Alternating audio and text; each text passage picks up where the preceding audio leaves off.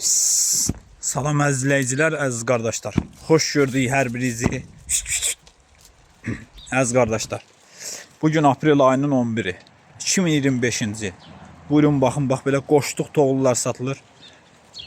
Təmiz tatallar cinsi. Bu dəqiqədə Lüboy bax belə qoşduq eləyir. Ünvan da Beyləqan rayonu. Kim almaq istəyirsə buyurub əlaqə saxlaya bilər.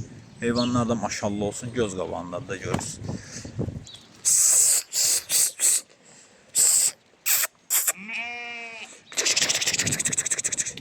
Ay maşallah babalar. Lüboy bu dəqiqə qoşduq eləyən heyvanlar. Prosta super heyvanlar de maşallah olsun. Dana kimi heyvanlar. Kim almaq istəyir əlaqə saxlaya bilər. Əlaqə nömrəmiz səhifədə qeyd olunub. Ala Lüboy bu dəqiqə qoşduq eləyir. Yəni qoşduq eləmək baxımından tam arxeyin ola bilərsiniz ki, Lüboyu qoşduq eləyir.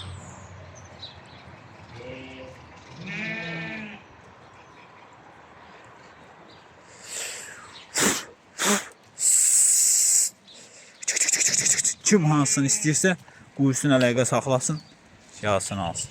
Ay maşallah olsun.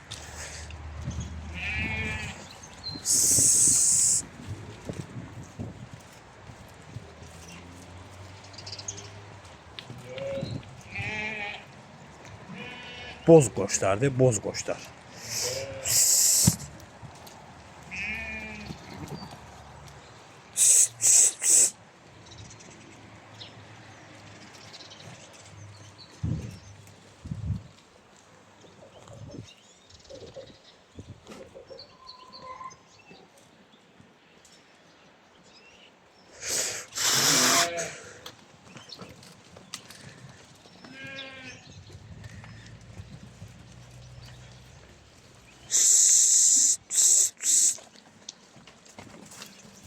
Tapancadır.